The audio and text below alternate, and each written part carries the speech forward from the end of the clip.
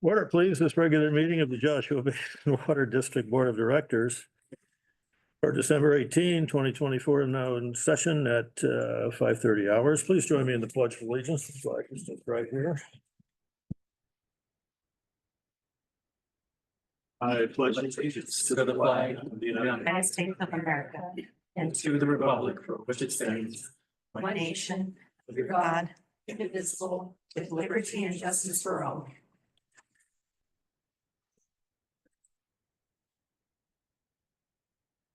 Thank you very much. Termination of the forum. General Manager Johnson, a roll call, please.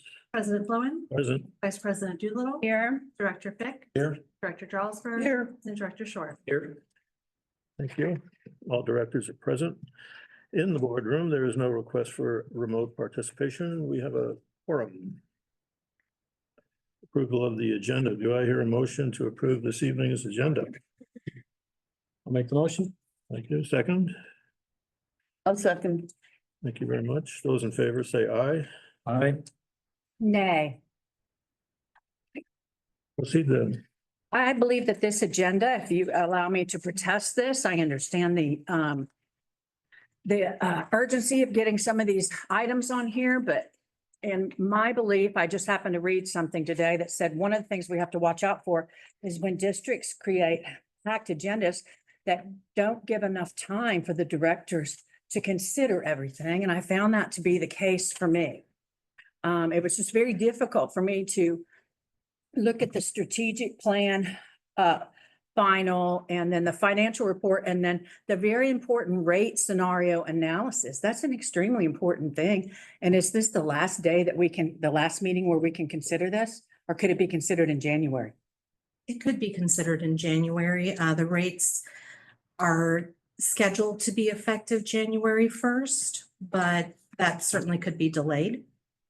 Well, I make a motion to delay item C and item D until our next meeting in January. Time out. That would be the rate scenario analysis and the meter connection methodology and fee changes.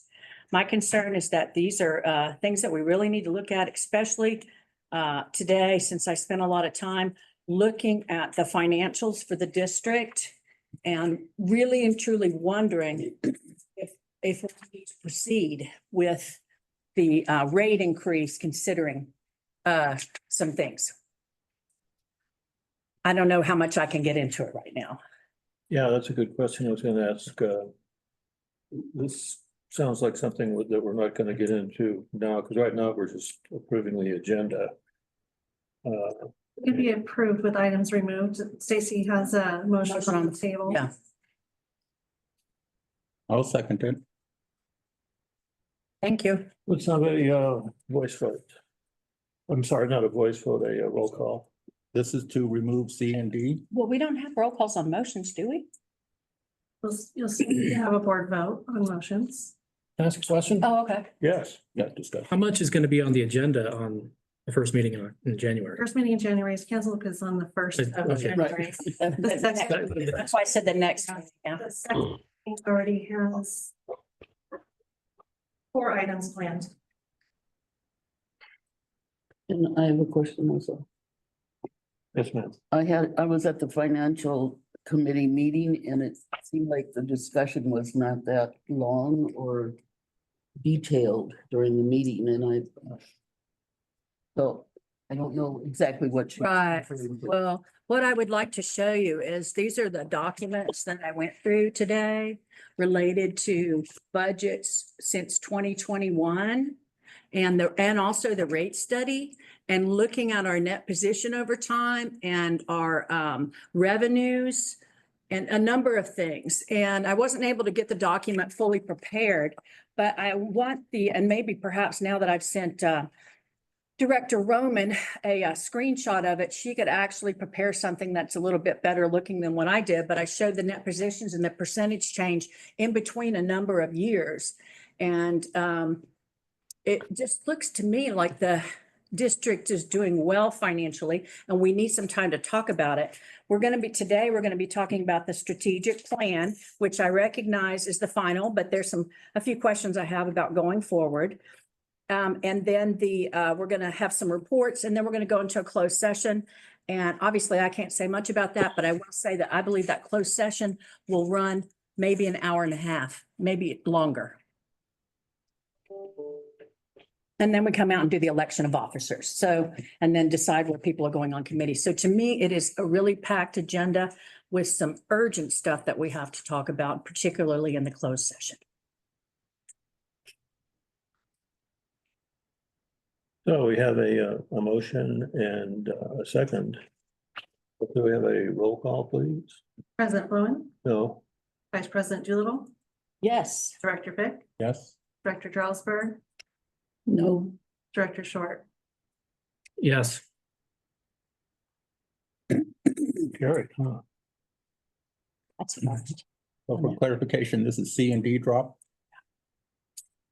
Yes. Thank you, board.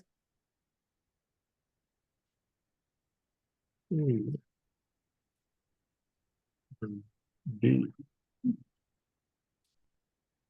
So let's get back.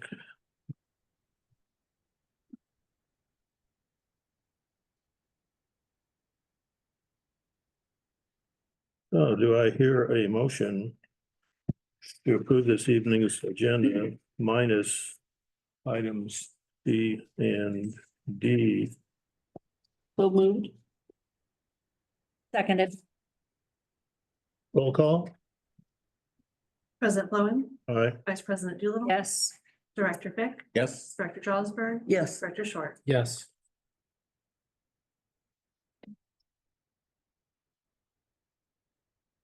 Oh no, we'll try and turn pages. Public comment. This designated time is for members of the public to provide comments on any district-related matter, whether appearing on the agenda or not. Under provisions of the Brown Act, the board is prohibited from taking actions on items not listed on the agenda.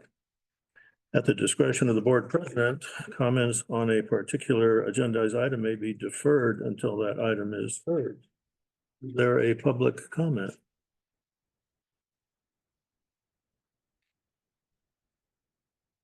Hearing none. Do we have any, I'm not hearing any. Ryan Weber is a visitor. Yeah, I'm not hearing anything. Anything from people out there in TV land? General Manager Johnson, is there written, electronic, or voicemail public comment? Please? None to my knowledge. Thank you very much. Public comment time is now closed. Consent calendar, the consent calendar items are expected to be routine and non-controversial to be acted upon by the board at one time without discussion. If a board member would like an item handled separately, it will be removed from the consent agenda for separate action.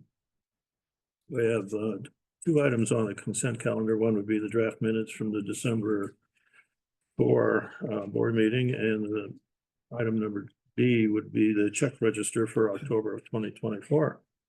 I have a request regarding a change to the minutes. I'd like to pull the minutes, please. Very well. How about the check register? Anything? Yeah, I'd like to look at it a little bit. Okay, therefore we have no items on the consent calendar. Item number 6 is items pulled from the consent calendar for discussion. First one will be 5A draft minutes All for right, December 4. all right. I would like to change, in the minutes, there is a note regarding from me, Director Doolittle, requesting a document outlining board requests related to agenda items in the future. And so actually that is, that includes past requests as well. So, because the general manager told us that she had been capturing our requests. So I'd like for those, it just looks like that's only going forward. Okay, so also in the past. And then also regarding the first bullet, curiosity about the district's implementation of board initiated policies, noting she could not recall any being implemented. So what I said is I could not recall any board initiated policies in the 4 years I have served. And I recognize that we have one coming up, reassisting more fairly those who cannot pay their bill. But an example of an outstanding request is a policy video retention on YouTube. So it's just it's during the 4 years that I've served. Thank you. That's all from me. Anything further from the board on draft minutes? Any public comment on that? Hearing none. Is there a motion to approve the draft minutes for December 4, 2024? Make the motion A second? with Yeah. approved changes. Yeah, as changed or As amended. amended. Thank you. So that was the second for, I guess so, yeah. okay. Those in favor say aye. Aye. Aye, motion carried. Item 5B, is there a motion to approve oh no, you want to talk about the tech register? Just just a couple of things. Director Charles Burke. Just want to point out a few things that either viewers of the video in the future or people who are currently in the room and are not looking at the treasurer's report, but which is the excuse me, the check register. Let's see, the first. On page 8. At the top, the all security equipment, I just had a clarification of that. Gate opener for recharge ponds. I had a question whether there has been a break in the security or what, why are we doing this now? Is it a new one or a replacement or? The gates were replaced at the ponds it was a manual open and now it is a slide open. So it was just for the ease of getting in and out safely from the site and being able to lock it behind you as you go through with a clicker. And have we had any evidence of anybody getting in that shouldn't be in there? Not to my knowledge. Okay. Good. It sounds like a good expense. And then at the top of page 9, an explanation of this 25,000 payment to California Association of Mutual Water. Would you explain what that is? Is that an annual thing? No, it's not an annual thing. This is to participate in action related to chromium-6. So it's a one-shot deal Right. for consulting with them, working with them? Working with them. Yeah. On this initiative. Okay, Litigation? I think so. Potentially. Potentially. okay, so we're in. Let's see, the other thing on page 10, the middle of the page, Misco Water, check for 14,000. And it looks like there were a couple of things from them. Would you explain who they are and what the work was? Yeah, the chlorine analyzers are at all of our pumping plants, and it tells the operator how much chlorine residual is in the water at the site. We had old analyzers that needed to be replaced. That's what these are. And this is, well 15. Well 15. So well 15 is functioning? Of course, yes. Okay. And it says / pumping plant Well, maintenance? a well and pumping plant is used interchangeably. Okay. Yes. Okay. And then I think the last thing, well, no, not quite the last thing, but the Mojave Water Agency, just a little bit below there. Water recharge purchase, I think Anna's told us about that in the past. Would you explain the amount and stuff? Sure. We purchased 348 acre feet at $628 per acre foot. And Is that a reoccurring or once in a while, or how often does it happen? So we have a certain amount in our budget each year. I don't remember exactly what that amount was for 24, 25, probably around. It was to purchase 1,300 acres. 1,300 acres. 500 was banked, 800 was purchased, but it's all been a purchase now. So that was the last payment? Is that what you're saying? It comes in increments because the water comes in increments. We have shared pipeline. And so as the water comes through, it's metered on both the MWA's end and our end. And then at the end of the cycle, MWA goes pay what has been received. So there could be another Oh, invoice beyond this. This is the most recent one, but this might be the tail end of it. It might be the tail end. It's Done. kind of getting close to that. So, but we'd have to look at the timeframes that the recharge was ongoing and yeah, the invoice timeframe and everything. okay, I know the recharge is done for 2024. okay.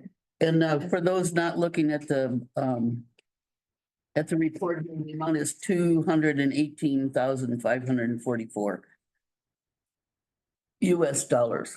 Yeah, I'm sorry, I just got a report from my colleague here that there are two more invoices forthcoming, one for the banked water that we ended up purchasing, and the other one was just the tail end, I guess, of the recharge that we took as well. Another 174 acre feet. Yeah. Okay, that's good. Both of those on the November check register. And that matches what was budgeted this year for the water recharge. A little Yeah. under, a little under. Okay. And that is reassuring that we have water in the bank. Yes. And then on page 12, West Coast Civil regarding permitting for Belmont, there's two invoices. Would you talk about that a little bit? So before a project begins, they work on permitting. So that's permitting around the Joshua trees and any survey and design. So that's the permitting that was taking place in preparation for the Belmont project. And right now, there's a little bit of a standstill on the permitting because there's been a lot of change with Fish and Wildlife. I don't have all the information, but it'll be forthcoming. Was the permitting done, it was done in October, or maybe in September? Because the billing was in October. Yeah, I think this was actually done in late summer Yeah, and Okay. billed subsequently. okay. All right, I think that's it for me. Thank you. Anything from other board members regarding the check register?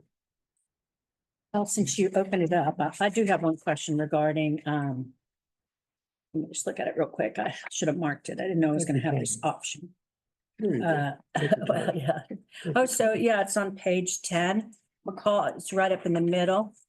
By the middle, McCall's meters, sales and service, certified flow tests. Are those the tests of meters that we take? Yeah. Yes. Yeah. We send in Send to the them. meters down to McCall. Okay, so this is just for 1 meter? Yes. So it was $50. But the cost to the ratepayer is $150, right? That would include overhead. Yeah, I understand. Yes. I understand. I just wouldn't mind, I mean, y'all spent some time on that, figuring out what the overhead and everything was on that. Yes, that's correct. Okay, Yeah. this must have been where I got the $60 that I had in mind, so. Okay, I think the tests are, correct me if I'm wrong, if you know this, but I think the tests may be different costs depending on the size of the meter as well. okay. So if, are those times that the district decides to pay for the cost of it, do we put it on the books as 150 or do we put it on the books as 50? It would be the expense that we actually incurred. So it's, So the 50, so yeah. the 50, so it actually wouldn't be the in-kind costs. No, because those are on the books in other ways. They're in Okay. salary. Okay, they're in- it goes across. Okay, Yeah. all right, okay, thank you. That's all I had. Getting back to this banked water thing, that's an option that MWA has if they have surplus water. They can ask us if we want to put it into our aquifers. Is that how that works? That's correct. The district has a contract with MWA to bank any surplus water that they have when it is available, and they did ask us this year. We bank the water and then subsequently we're purchasing the water because it's really challenging to keep banked water on the books. It's not an accounting friendly thing. So it was already pre-approved. We had already planned to take 1,300 acre feet. So what we did is took the 500 that was banked and then took 800 that was purchased, which added to the 1,300. And the 1,300 stems from that's approximately how much is pumped each year. So we try to make sure in practice that we can put in as much as we take out. If I remember right, the banking, we get a kickback on some of the banking water. Thank you for that. Yeah, so our current contract, which MWA wants to renegotiate with us, is a 15% shrinkage fee. So essentially, whatever the cost is minus 15% for any lost water during that transfer. Thank you. It's pretty generous and not typical. And the more secure gate is probably so nobody steals our water. No, just. So no one swims in our water. Yeah, or swimming in it. Is there a motion to approve the October 2024 check register? So moved? Second, I'll second. vote, all those in favor say aye. Aye. Those opposed? Motion carried. Discussion / action calendar, strategic plan, final. General Manager Sarah Johnson, introductions and anything else, please. Project is coming to its finality and gives us the next 5 years to look forward to and the work of the district. It's been a lot of effort by the board and by staff and by Tim Worley, who we have here tonight to present the final draft or the final of the strategic plan. So Tim, please take it away. Thank you. Thank you, Sarah. Greetings, board and staff. You put a lot of work into this document. You put a lot of thought into it, and you have my compliments. I think that you came up with a very good strategic plan that will serve you well for the next period of time. I do want to say that we are a little behind schedule. We had intended originally to bring this to you for action on December 4th. And we have worked with a graphic designer many years, and we thought we were losing her to a medical condition, but the other sort of an plan B graphic designer did not work out. And luckily, our trusted graphic designer came back to us to pull this together. We do like the kind of the artistic feel of it. You'll see that it includes a combination of photographs and some artistic renderings of photographs that we felt would kind of fit with the Joshua Tree feel. But the content really is your document, and so we hope that it reflects what you want it to, what you had stated in the workshops that we've had, and all the comments from all the board members, staff, and your advisory committee as well. So there is one with the change in our graphic design effort. There is one little hiccup that I do want to call to your attention, and you will see that in your I'm going to turn my video off just in case we're having audio problems, but you'll see that in the printed version that you have in front of you, and that is that when you're planning a center stitch document like that, you need to plan in terms of multiples of 4 pages. And we had that, but then with either when we added the cover or the table of contents, we got an extra page in there, which would explain some of the white pages that you may have in your printed version. So we do have a kind of an easy fix for that if it meets with your approval. And that would be on the page, I guess it's pages 4 and 5 of the document, which is well, I'm looking at the agenda packet. In there, it's pages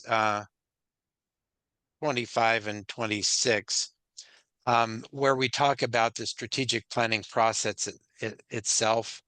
Those 2 pages with elimination of some of the the photographic work, those 2 pages could be recombined into one to make the pages work out properly. So I guess that was the one thing that I wanted to especially call to your attention. This, other than that, we feel like this is the final draft for your consideration. And if it meets with your approval, hopefully approval by a board motion tonight. So I'm here to answer any questions, take any comments. Of course, there's no deadline for this document. So if there are significant changes that the board feels are necessary, we can certainly make that happen. And with that, I'll turn it back to you, board and general manager, for your comments. Questions and comments from the board, please. Vice President Doolittle. Well, just once again, I'm thrilled with this document and the quality of the work that we received from you and your partner. Thank you so much. And as I said, I was very impressed with JBWD and the board, the staff in creating this document, very pleased with it. It's nice to see it in this final form. Since you are going to go back in and make a change, I would like to say that on page 7 and page 31, the JBWD logo is soft. That might be that's a web logo, so he just needs to get a higher resolution logo for those pages. I can make sure you have it. And so I had, so one thing I wanted to do, there's just a couple things is I consider this a living document. So we are planning on once a year review and updates to the plan. It's not static, correct? I'm just checking in with the staff on that. I wasn't aware that this particular document, it certainly could be updated for sure, but the business plan that goes along with it would be what would be reviewed and updated annually. Yeah, just as something blew up that we had to add. Sure. Okay. Yes. And so regarding the business plan, I would like for us to set a board session to define the priorities for this business plan, as all of these objectives are not weighted equally. You know, you just look at it and you can't tell really what would we consider. And the board must decide this before the general manager and staff proceed with the business plan. So again, it's requesting a board session to define priorities for the business plan, as all of these objectives are not weighted equally. The board must decide this before the GM and staff proceed with business plan. I mean, unless you think you should proceed with the business plan and we weight everything, but it seems to me that it would help provide focus. Anyway, that's all for me regarding this. Director Fick. Okay, more than 50 years ago, as a graphic artist in training and all that, I was trained to appreciate negative space. So I'm not too bothered by the fact of having a bit more white in there. Paper. That's all I have. I'm happy with it. Yeah, I didn't notice it. Director Jarlsberg. Well, not being a graphic designer, I thought that getting rid of the white would help save money maybe on as far as paper. Also, consolidating pages 4 and 5 in the booklet would mean getting rid of a big picture. And I think we talked about having less pictures like the last strategic plan had, which took up a lot of ink and space. And so I was a little surprised to see as many large pictures in this report, or in this, plan. But I like the pictures, so, but I just think this one of the hiker could be eliminated and then consolidate this page fairly easily. I thought maybe one of the, if we did keep a white, a page that it could say notes on the top of it or something, it'd be where we could make notes. And it's, so. But otherwise, I appreciate the process that we went through, and I feel like this is representing pretty carefully what we wanted it to represent as a board, and hopefully as a staff too. Director Short? Yeah, I think it's a good document. I kind of agree with what Director Jarlsberg said with the removing of the picture. I didn't mind the white space. I think it's really clean. So I don't really have any issues with it. I appreciate you guys' effort on it. We got our money's worth. Yeah, totally. Citizens Advisory Chair David Carrillo, do you have any comments on this thing? Okay.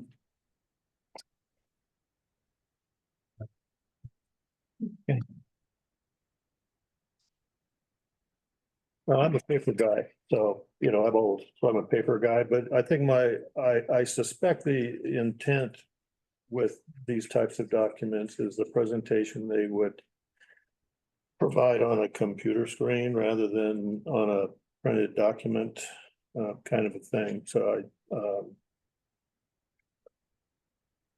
I think it's fine the way it is, personally.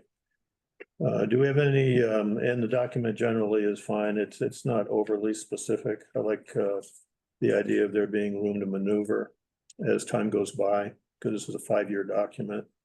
And I would certainly expect that any updates or changes would be something that would go by the board, which is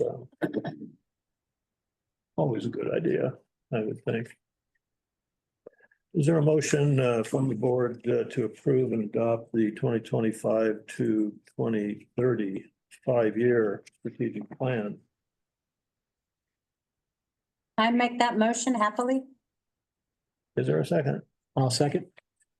Manager Johnson, roll call, please. President Lowen, Aye. Vice President Doolittle. Yes. Director Pick. Yes. Director Jarlsberg. Yes. Director Short. Yes. Motion carried. Thank you very much. And well done to everybody that Yep. participated. Yeah. Thank you all very much. We appreciated working with you. greatly. Oh, we loved it too. Good job. Yes. Thank you. I did notice that Mrs. Continuity, Sarah Johnson is the only one on the previous I know, that was just interesting. strategic campaign. Oh. And President Lowen. I think he was. Oh, yeah. On the board. That was hard too. Yeah. I looked it over. Oh, Maybe it wasn't. Over at the hospital, we did it. What's the name of that room over there? The Helen Gray, I believe. Big time attendance at that one is at least twice as many as we had here oh, for the workshop. Time. Okay, item B is the fiscal quarter ending September 30, 2024 financial report. Director of Finance Ann Roman, please. Thank you very much. Good evening. We have the first quarterly report, financial report for this fiscal year 24-25. And let me share my screen here. I have a little bit of a PowerPoint that we can look at. First, I will ask, do we want the really high level report or do we want the detailed report tonight? I know we're concerned about what we have on the agenda, but perhaps not so much anymore. I'd say high level. High level. Okay, well, we can That's always, just my vote. we can always delve into more detail as needed. Any questions? Yes, absolutely. Yeah. Yeah. So we did go over this in the finance committee in more detail. And first, I always preface the report with a couple of comments about this being an operating expense report, the fact that this quarter, the first quarter of the year is not the most meaningful data that we have throughout the year because we're just getting started. And then analysis continues throughout the year until we get to our audited financials. So cash balances, and this, we can pull in a little bit of information here that we started to get into a little earlier, but our cash balances are sitting at 20,644,285, of which just over 5 million is legally restricted. Most of the rest is designated by the board. The cash balances have increased significantly, and in this particular year, what we're seeing is that those cash balances are catching up. That net position that we talked about earlier, that high net position, has materialized very much in cash in this particular year. But in many of our prior years, the net position increase actually represents capital assets. So for example, in 23-24, we had a net position of about 3.866 million. I'm getting this off the top of my head now, but that was largely in cash. However, if we look back to 2013 and 14, we had those 2 years combined almost $8 million in an increase in net position. And that is because at that time, we brought on into service the recharge ponds. And so that was an asset, a capital asset that we added to our books that increased our net position significantly. So increasing net position is what you really want to see happening. Sometimes though, in this particular year, this past year, it was for not the normal purpose that you would see where it's in assets, capital assets, it was more in cash. So that's why we're seeing this big cash increase in this year, 9/30/24. So for cash flow, we have a source of funds that came in at 2,853,166, and use of funds was 2,435,488, which increased cash for the quarter by 417,678. Property taxes and assessments were billed at 2,322,875. And 100,000, just 100, almost 101,000 was collected to date. And that's because those property taxes and assessments don't really start rolling in until November timeframe. But November, December is when those really become active after customers pay their property tax bills. And the development pictures. So we sold 4 meters in this quarter. We had 1 meter upgrade, and we took in 169,594 in revenue. Operating budget versus actual revenues at 29% were 3,124,911 billed. Put that on presentation. Of, What's that? oh, I'm sorry, it was me. It's Oh, it's me. you. Oh, okay, sorry. It's me. She always does Sorry about that. That's okay. Yep, let me get back there. Okay, is that better? Nope, Yeah. wrong one. My Yeah, scroll, thank you. my scroll went too fast. Okay. So operating budget versus actual revenues, 29%, 3.1 million billed of a $10,800,000 budget.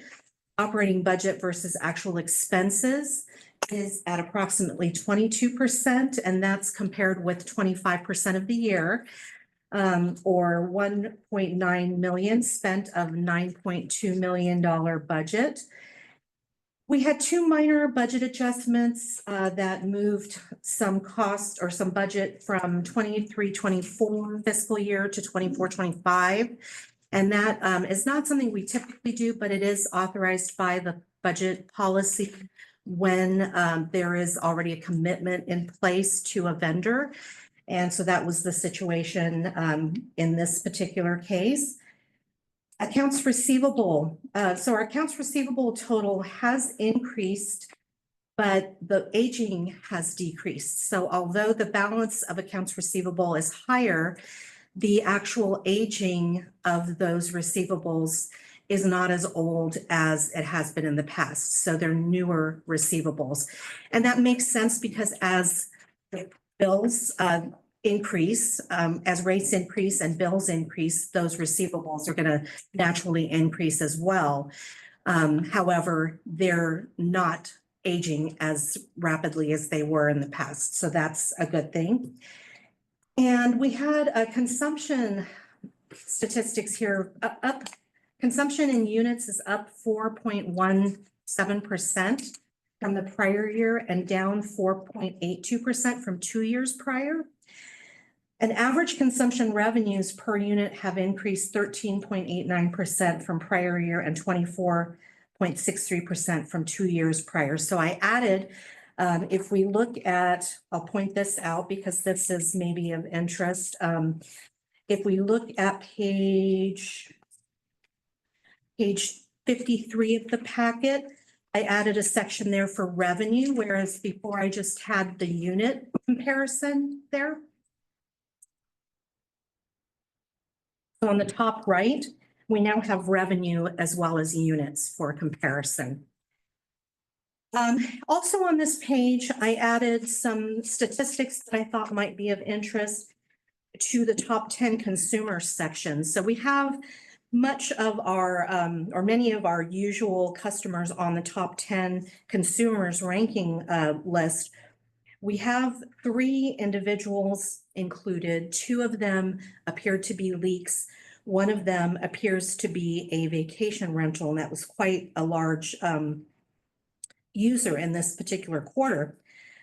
However, I wanted to bring in some statistics about the short-term rentals and also our customers, all customers average, so that we can kind of, put this all into perspective. So whereas we had one vacation rental that used 828 units in a quarter, we have an average on our vacation rentals of 33 units in a quarter. And our regular customers average 39 units in a quarter. So the vacation rentals actually coming in with less consumption than our customer average overall. So I thought that was interesting, and that may fluctuate, from quarter to quarter, but I thought that was some interesting information there. I will also kind of back up a little bit. So that's really my overview. Yeah. Are we doing questions at the end or as they come up? Oh, okay. Something occurred to me while you're talking on the consumption. The bills go out a month after we've consumed the water. And does this reflect the consumption before the bills go out? This reflects the bill consumption. So what is, when it's billed. Okay, Yeah. because it's the summer months. It's July, August, September. Right. But it actually reflects the usage of June, July, August. Yeah, so that's. I'm just wondering how you do that. July, August, September is what this would represent, but it's what was billed during that time. Yeah. So July would have been for May 1st through June 1st. That's it. To have been billed. Sorry, I think one month further ahead. So June 1st to July 1st to have been billed July 31st is what would be first month included in this quarter. Well, I'm just thinking of usage during the summer. Yeah. Is sometimes higher because people are watering, sometimes lower because you don't have swamp coolers. Right. It depends, yeah. And I didn't, in the financial committee meeting, I did notice that, for instance, the auto camp is not on this list. It often is. Correct. And so I was trying to gauge why they weren't on this list. And I'm thinking summer, because they probably don't have too many people staying there in the summer. Yeah. But because it goes back to May, no, Anyway, it's getting confusing. And they might be like number 11 or 12 if this. Yeah, they could have. Yeah, that's true. Yeah, that's true. They could have. It's gonna. But I'm just trying to wrap my brain around what this is actually representing. This is the money we got, Yeah, so this is not the in consumption, units. This is consumption, so units of consumption. right? However, it correlates with the revenues that we earn or receive very much. So these are generally our top revenue generators as well as our top consumers. Right. So, for whatever that is worth, whether we want to know that they're, the highest users or the highest revenue generators. Again, I think I've mentioned this before. This goes way back, this report. So I don't know how useful the current board finds it to be. And, we've also talked about I think a few times we've talked about the fact that some of these are multi-unit Right. customers. And so Right. we have Village apartments. residents living in those properties. So, what you do with that is, I think if you're going to have unique use for it, there's not. Personally, I like this kind of stuff. I'm a geek around this kind of stuff, It's but more than anything. yeah. But I just want to understand what it's reflecting. Yeah. And then how the report, well, I guess reflecting, the summer usage and may be different as the year goes on. Yeah, it will certainly look different every quarter. And we can see on the right side there, I have, in addition to the 930 rank, I show where they placed in the 23-24 rank and the 22-23 rank. The whole year. For the whole year. Okay. So you can see that most of those are, the top 6, 7 are right in there, consistently from year to Yeah. year. But their rankings do change a little bit from year to year. Anyway, I like this report. So Okay. I'd rather not. That's enough. Go on. All right. So I just wanted to also call your attention to page 38, which is the beginning of the detail of the operating board report or the budget report, which is the budget versus actual. Excuse me. So here we just have all the line detail, the general ledger line detail for each revenue and expense account. And what I usually do is look through here for anything that is really out of line with the 25% of the year that we're looking at the end of the first quarter. And, again, everything, all the costs and the expenses and the revenues don't fall evenly. So those percentages can fluctuate, but it's a good guideline to look at. And when there's something that is really out of line, like I think I pointed out in the finance committee, there were a couple of things.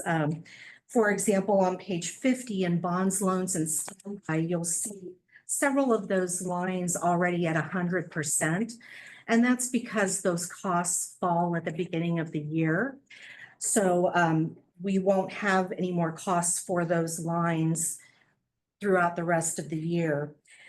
Sometimes if you see a really low number, a low percentage there, it might be because the costs fall later in the year.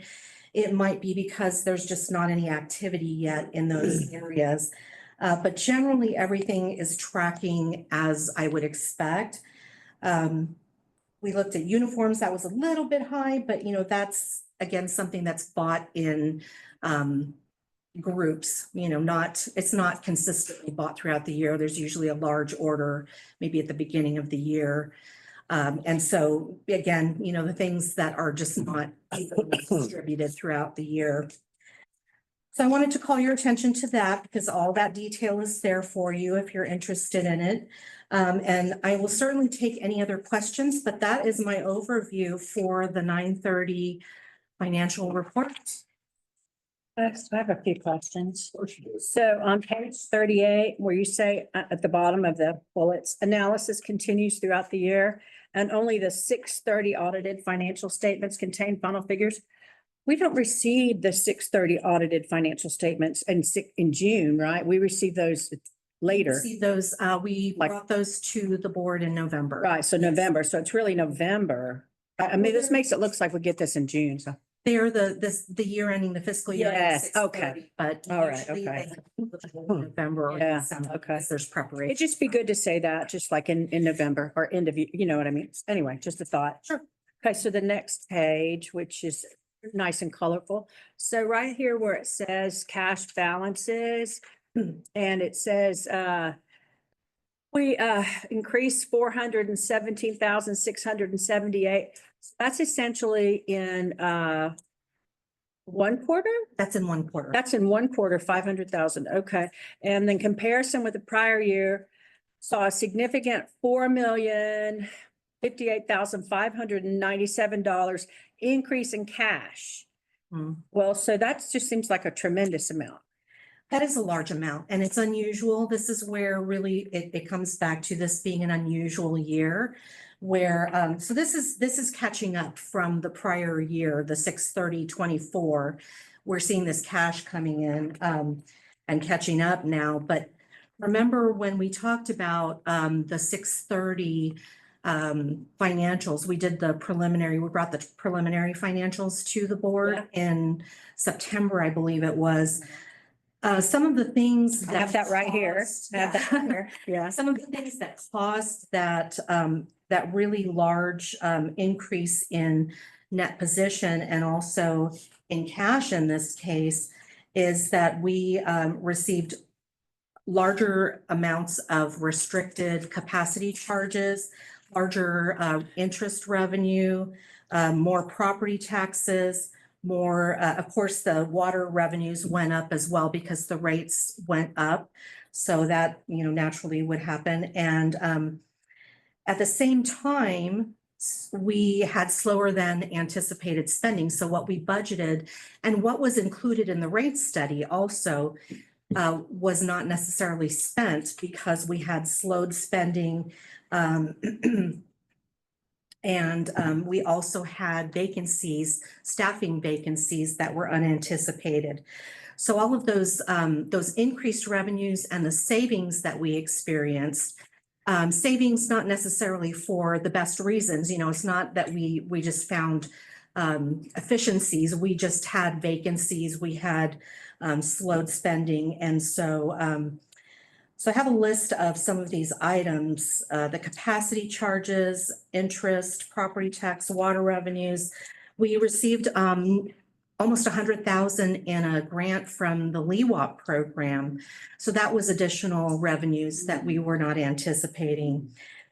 We had sales of surplus equipment that I believe was around 150,000.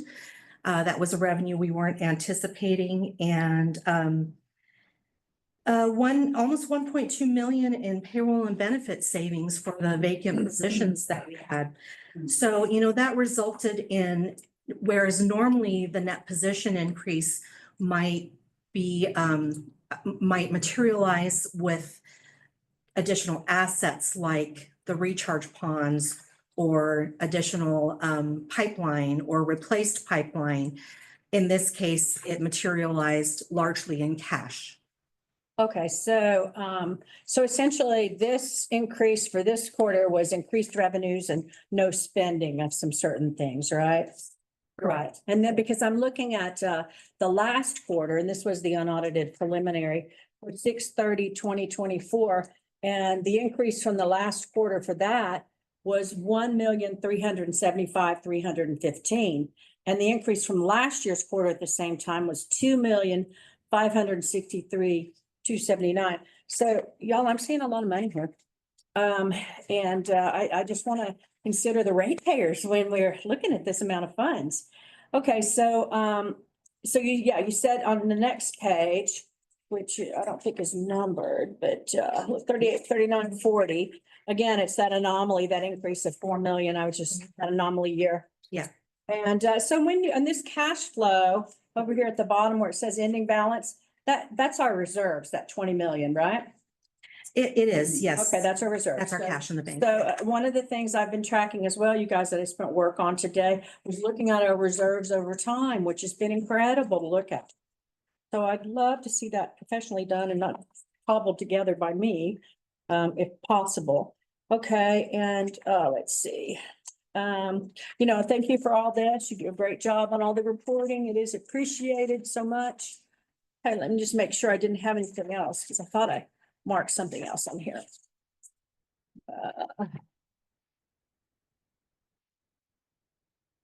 Oh yeah, here we go. It's on page 53. Okay, so wow, on seeing the STRs reported. Hey. So, so does this mean that we're only reporting on 33 STRs when I see that in the commercial? No, that's actually 33 units average Okay. of the for the quarter of all the STRs. So, go ahead. And then compared with the all customers average, which Yeah. was 39. Yeah. How do we know things? I thought in the past we were told that, it's very difficult, which I understood, to identify something as an STR. So how do we know these are STRs now? Well, we have them designated that way in our system, but Okay. the accuracy of that is not 100%. Oh, okay. I'm sure, because there's a honor system in place there with new applications. And so if they don't disclose that they're an STR and we don't. Also look them up on the county website. Awesome. There you go. Yeah. That's great. Yeah. I So, was thinking the county might even give you the reports. You're not having to, That fortunate yet. not, okay. well, and the use of the property can change over time as well. So they might apply for an account they might have applied for their account in 2020 and they might have been a single family residential at that time or an STR, and it might have changed. That usage might have changed in the meantime. But if their account hasn't changed, then that designation wouldn't have changed in our system either. Okay, and so then we say on the all customers average per month on the very bottom is 9, and then vacation rentals average per month is 8, right? And then we say the quarter or year is 111 all the way to the right. And then ours is 95. Well, anyway, that's, it's interesting. I remember Kathleen talking about this at the farmer's market. And then at some point I got the idea that, STRs didn't use that much water, but this is a lot of water if you think about it, because they're only occupied most of the time on the weekends. And so many of them are freaking empty. I've walked my dog around and counted 20 empty ones in my neighborhood on, a weekend that you think they would have people there. So this is showing to me a lot more water use than we realized. I just want to say thank you to JBWD for providing this information for us. Director Fick? Yeah, that was my first question, is how to determine if it's an STR? And probably about 2 years ago, STRs were at the peak. And I've seen a couple of things going on where STRs are becoming long-term rentals now because of the decline and the saturation of STRs. Yeah. And we'd like to see the county give a little more compliant with us, telling us what STRs they know about. And they don't know all the STRs. They only have about 84% of the STRs. MBCA, which both me and Stacy are on, is following the STR situation pretty carefully. So we're sort of, a little more advanced on some things. So, and the STRs, some of the benefit, there's great resentment in this community of Josh Creek towards STRs because almost every third house is an STR. And so they want to find things wrong with them. And I figured STRs were using less water, but the benefit to our district is STRs have increased property values, which means that we have more of a property We talked about that. tax income. I don't know how much and what percentage you get, but that's what happens.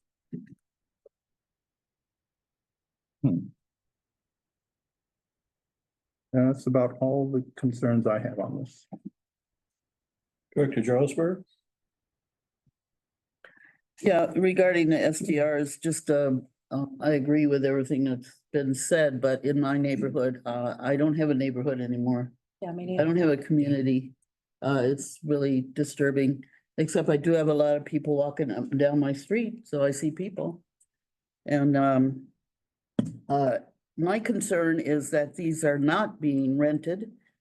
Once they stop being a STR, they're being sold or attempted to be sold for 3 times, sometimes more, furnished. Who around here wants to buy a furnished home? I'm with cheap furniture, you know? And yeah, I think the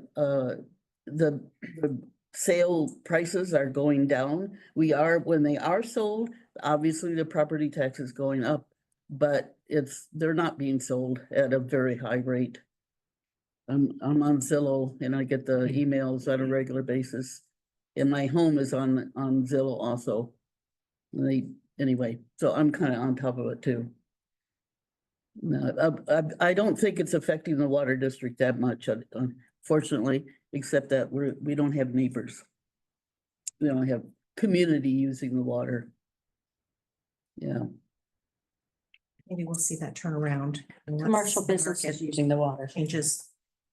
Well, local people can't afford the homes that they're barely, there are a few now under 300,000, but there's, you know, many, 400,000, 500,000. These are not people that live here.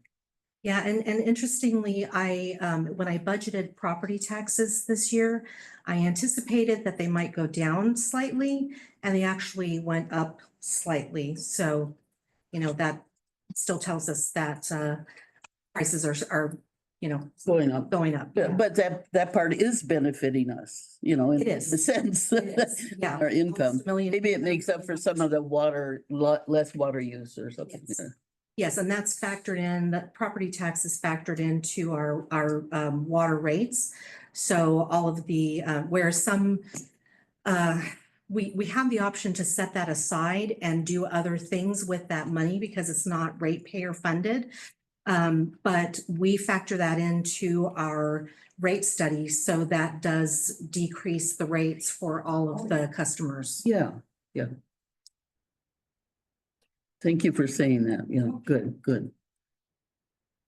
Community outreach, Kathleen Radnich, you had something on this? Or- Sharing the collective No. outrage by our public, our residents regarding water use, regardless of how this helps us or doesn't help us. The public perceives that we, the district, need to implement some guardrails around the use of water in the rentals, like with cowboy tubs and these outdoor showers that run on and on and on, because our residents are putting buckets in the tub and then they see the visitors coming and enjoying copious amounts of water, regardless of whether the owners of these enterprises are paying the bill or not. It doesn't replenish our water, and our locals value the water, and they feel that we are the only ones that can put restrictions on how the water is used or wasted. And that is just what I get over and over and over. Yeah. Just want you to be aware that is what the locals are feeling about what we should be doing about the rentals. Thank you. Bill, The mosquito population has also. Oh, yeah. Increased by people not maintaining their jacuzzis or Yep. pools because they're absentee. Yep. That's right, too. I hear that too. Director Short. Yeah, I definitely understand people's frustration on that issue. I know we're pushing for conservation efforts and then they see these people with hot tubs and outdoor showers and stuff like that. So I definitely understand the frustration. Getting back to the report on the gain of the 4 million. Is there a way that we could get a cash breakdown of all the things that contributed to that? Like for instance, we got the 1.2 million on the payroll, but more like something more structured. Yeah, I think I provided something after but I'm not sure. I can pull that out again and provide that. It's not going to be perfect because there are so many things going on there, but it's a rough estimation of what's comprised, what comprises that total. So Okay. I can bring that to you again. Yeah. All right, thank you. That's all. Well, one of the reasons, it occurs to me just now that in this 4,000,058 number here, the money is not of equal value in that the capacity fee is restricted. Right. So you can only spend it, it's not free money that you could spend on buying a tractor or something. It's limited to funding the expansion or the maintenance of the district to accommodate new customers. That's kind of it, isn't it? You know, I was looking in here while the other directors were speaking for some sort of a breakdown, but under the pressure of everyone looking at me, I couldn't actually find anything, but that's kind of a thing to factor in here, not the number itself, but the usefulness of the money. That's a factor as well, yes. Yeah. So it's not all unrestricted funds. On page 40, you do have the cash flow and you break it down and you said major source of funds during the quarter.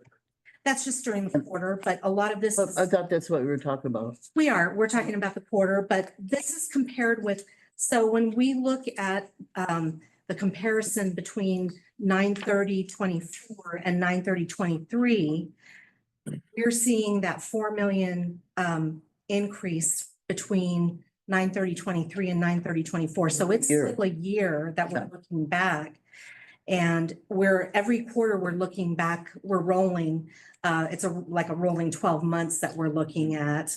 And so the bulk of that money was generated in 23/24, and for the reasons that I mentioned.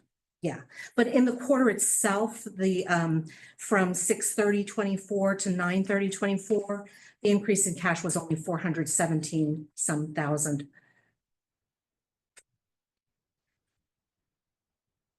Okay. Yeah, and I just want to offer my normal disclaimer on this thing. When we use the term meters sold, Yeah, that simply is a term in the business that means a new account. new service. And the district always retains ownership of the meters. Correct. Yeah. You know me, I gotta. I can change that to meter connections. I probably should do that. I think we still have language in our rules and regs, though, that Well, if you do, though, I won't have anything to say. So. Citizen Advisory Chair David Correa, do you have anything on this stuff? I'm glad you said what you did about it not being just something you could just spend. It's hopefully will be staffed up and they'll be out there needing more parts and stuff, so. Have that motivation to do that. And contact Cancer, they're doing a great job and so it's. I think pretty, I don't did it. But thank you. It's really straightforward. You have everything there. Any other public comment? I just wanted to offer that just in reviewing the rate study that's published on our website, on page 35 of it, it says that for financial planning purposes, the financial projections assume a minimum fund reserve target equal to 50% of the annual operating and maintenance expenses, plus 2 million for emergency capital reserves. So anyway, I don't know if we've exceeded that or not. I just wanted to share that. What always scares me too is this Chrome 6 stuff. And, you know, when we're potentially looking for a bond or a loan or some such thing, that our financial situation is reviewed by a bond issuer or a lender. And it's nice that we're on solid ground financially, but what solid ground means is something we can talk about as time goes by. Well, remember it's sand.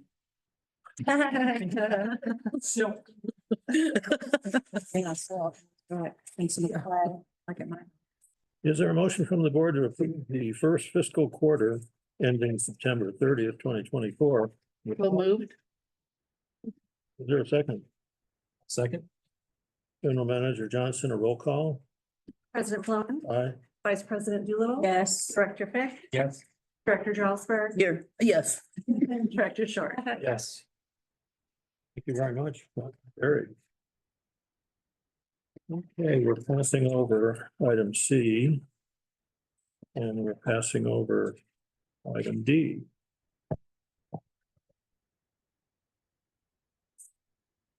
Item 8, reports and comments for informational purposes only on subjects not covered by the agenda. The opinions of individual directors are not necessarily the opinions of the board or district staff. No action will be taken. The board may provide staff with requests for future agenda items. Vice President Doolittle, Quickly looking at my notes. take your time. Um, I'm retired.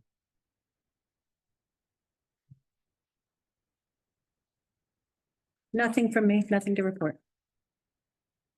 Director Fick, Talk. Okay, couldn't say of course.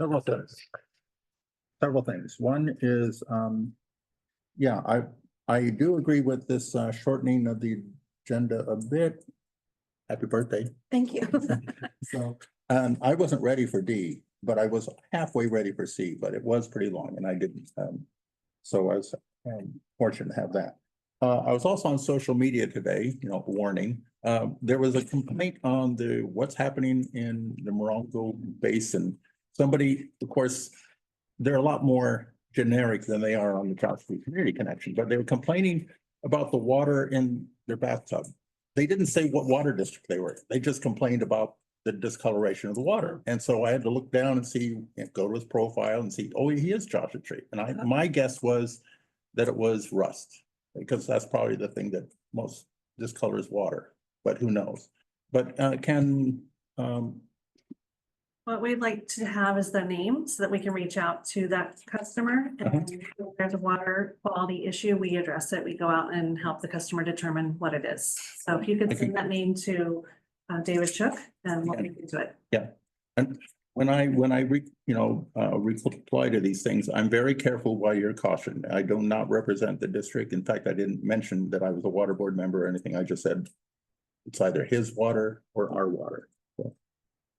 So anyway, I think I'm trying to remember what else.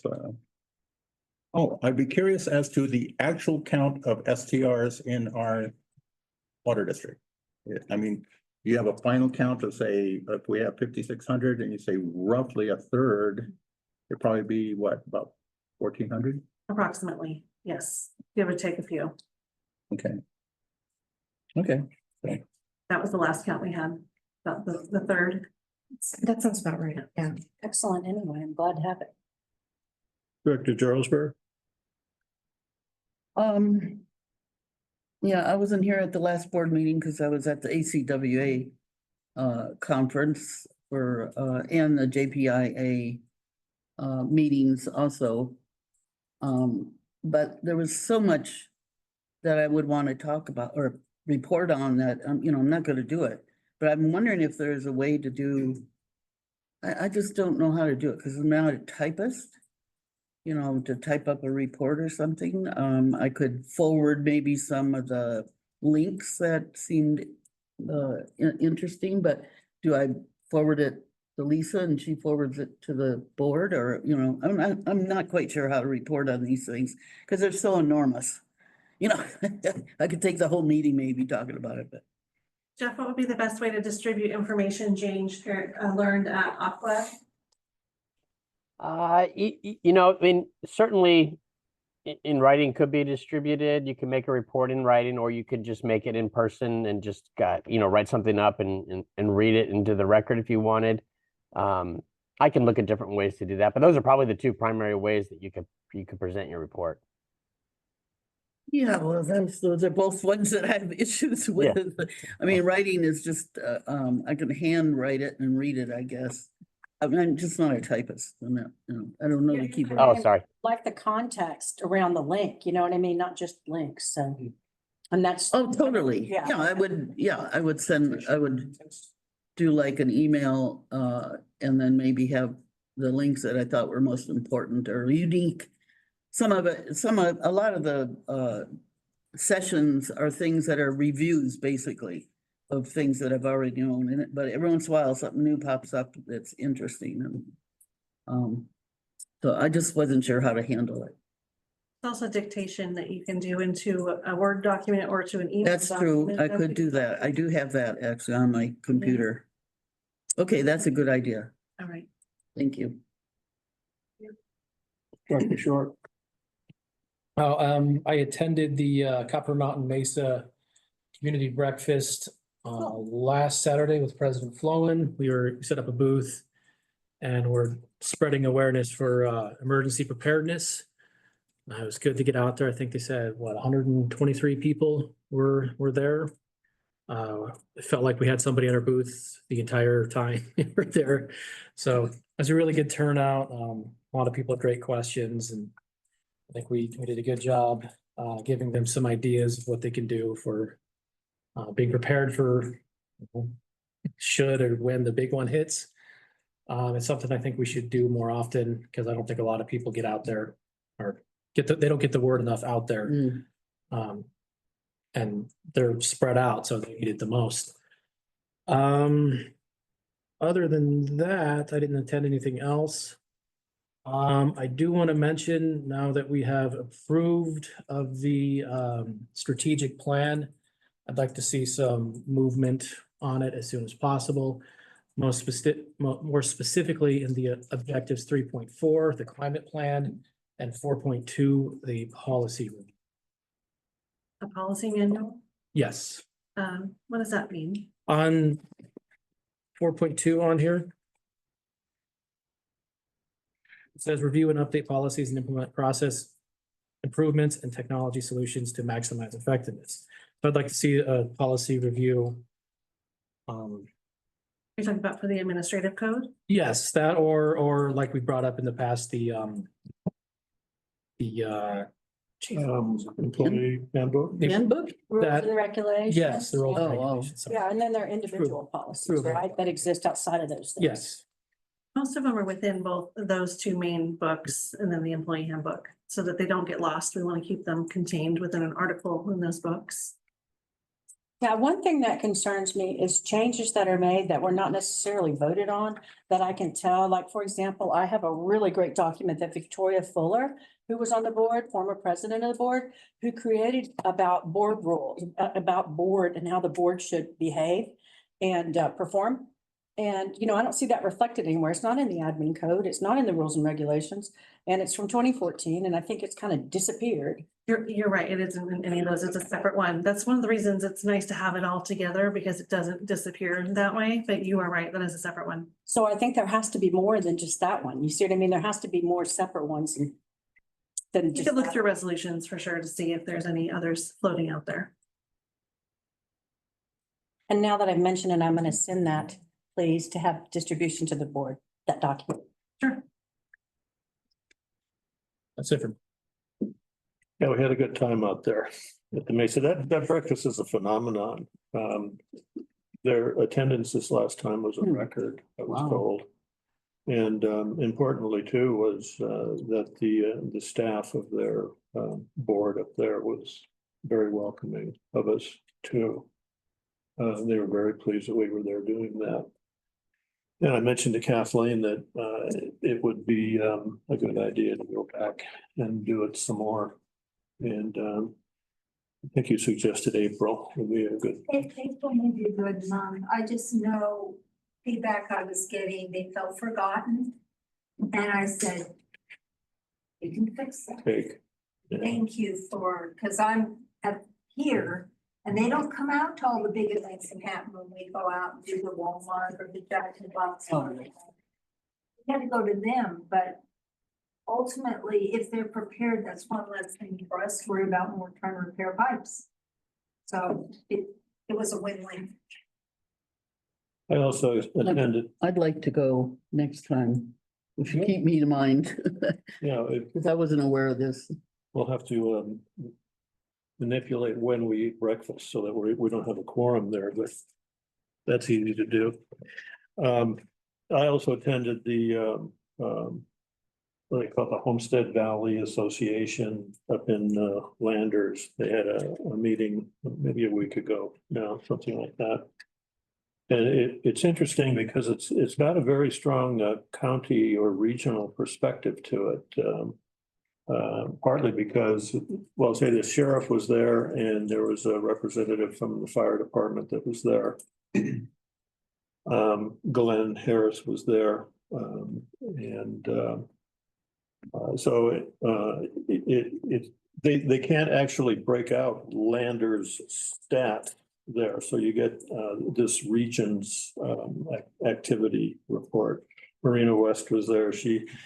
The relevant part to this meeting here is she said that the MWA, because she's on their board, she represents this area on MWA's board, that the allocation for state water is at 5% again, which is awfully low.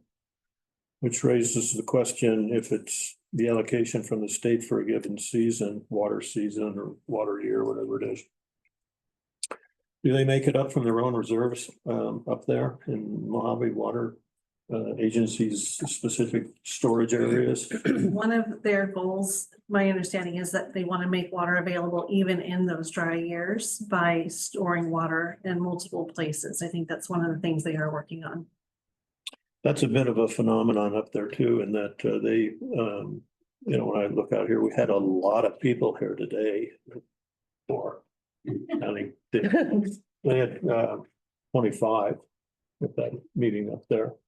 So it's and I enjoyed it too. So it's a good one that if I'm alerted to it, I'll continue to go to that. It's one of those that if you can, I kind of recommend that at least at some point during your week, you monitor the radio station because they announce meetings. Oh, yeah. This one next door, Yucca, and that one up there. That's how I found out about it and was able to go up there for that. It's not that far. At any rate, I think that's all for me. General Manager's report, please. Okay, so this week, Ray Kolish started on Monday. He's been a welcome addition to the operations team, and everyone seems really excited to have him here. And we had a very successful day today. The D11 booster station is finally operational as of today, so I'm excited to report on that. So we have a beautiful new facility that we'll be happy to tour you in the future to look at that booster station. So it's a really nice area and a beautiful view from there too. Where is it? It's over by the C2B tank. It's the very large tank. The booster station sits next to that tank and boosts water up to the D11 reservoir. Yeah. Off of Golden, out, not too far from here. I'll have to get a map and show you. Second bumpiest road. It's pretty washboardy for sure. So that was good. President Flowen and I sat down today and reviewed our 2025 agenda planning calendar. So we can see all of the items lined out from January through December of next year. And It's not very useful. I can see it from my house.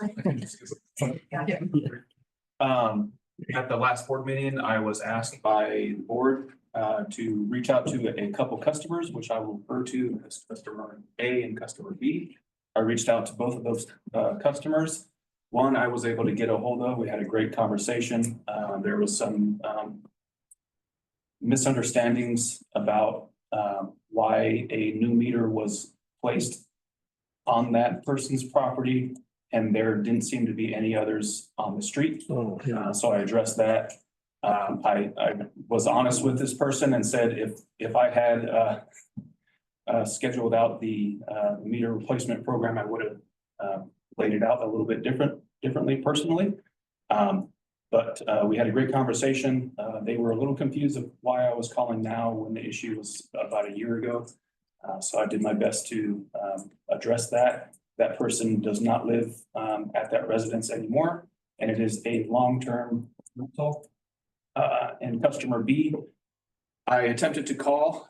It didn't have an option to, I didn't even hear a ring. It didn't have an option to leave a voicemail, so I followed up with an email and I did not get a response back. I'll have more in-depth analysis because I'm using those two customers as examples to bring more thorough report later.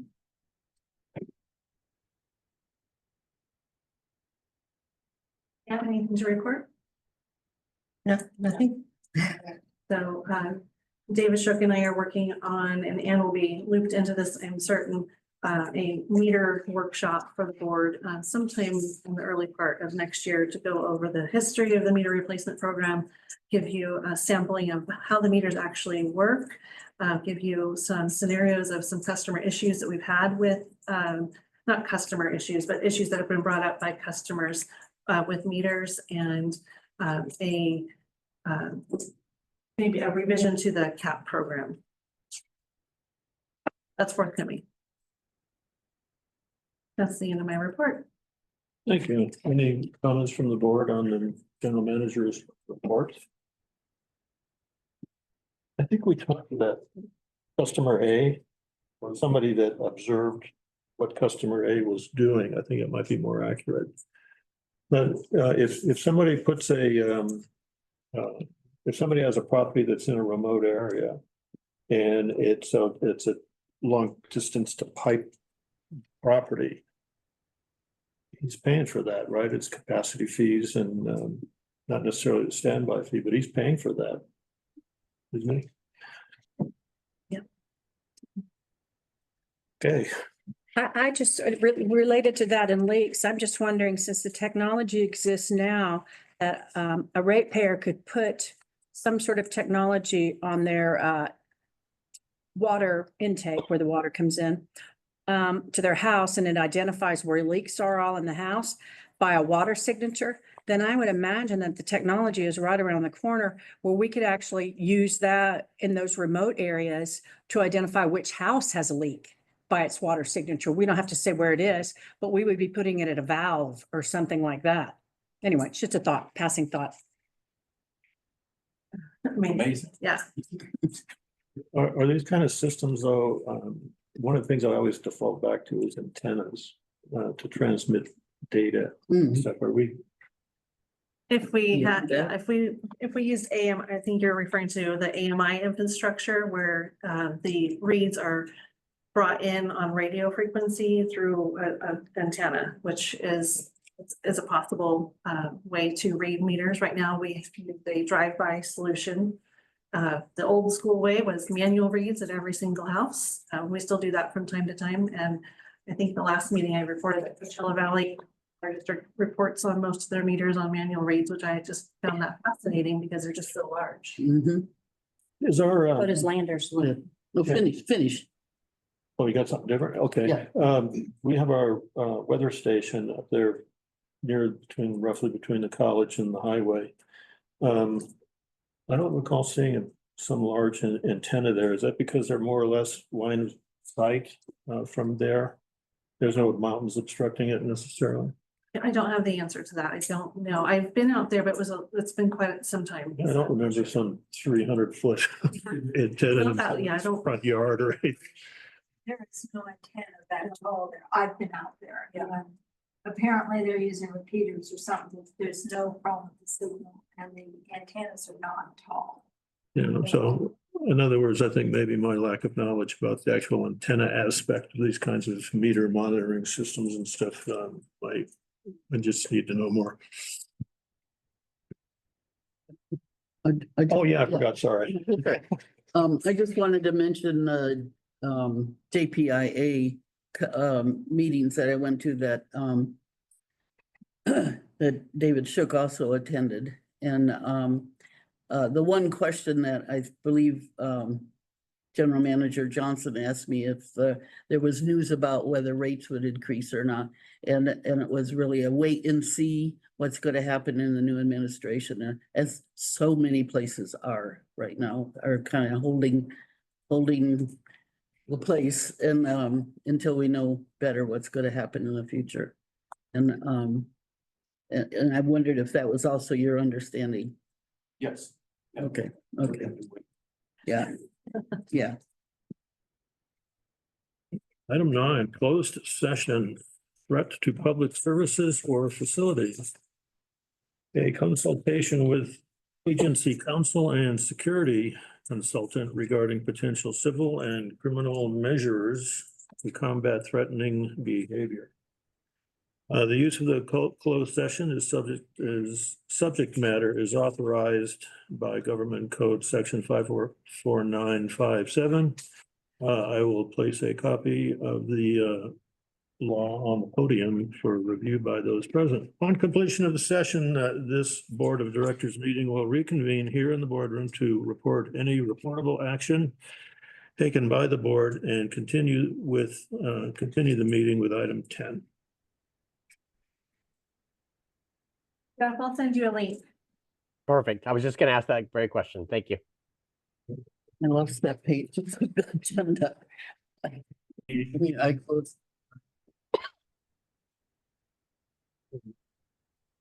I lost my page. What? The last page of the agenda. Oh. Okay, the board is present in the boardroom and session is closed and Attorney Jeff will report out at this point.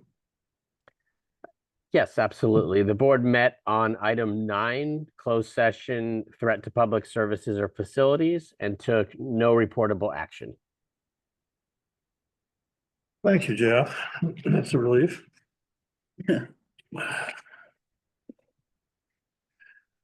Item number 10, election of officers for 2025. General Manager Johnson, please.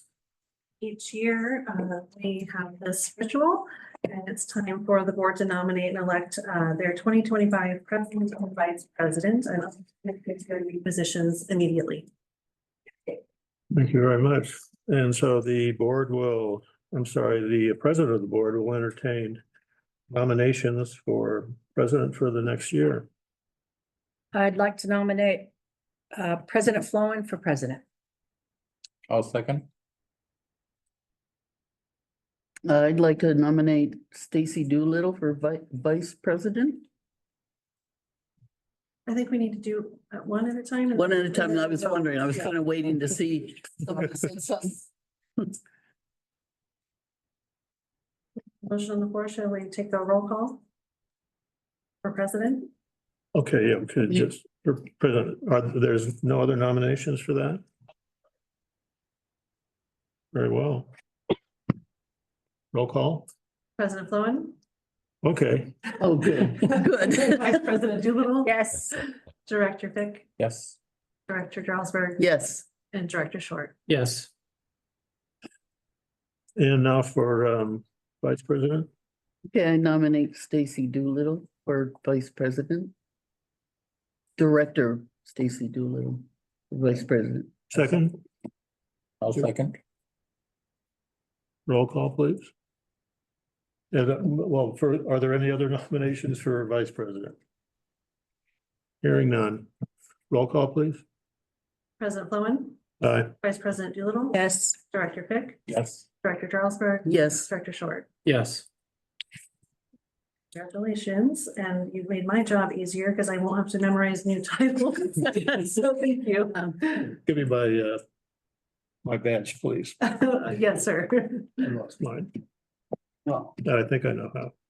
I've lost mine too, actually. Hey, me too. Yeah, yeah. I have two of them. You want one of my? President real big.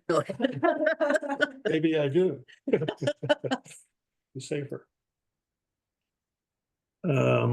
Very well. As far as the committee things, I'm satisfied with them the way they are, rotating finance.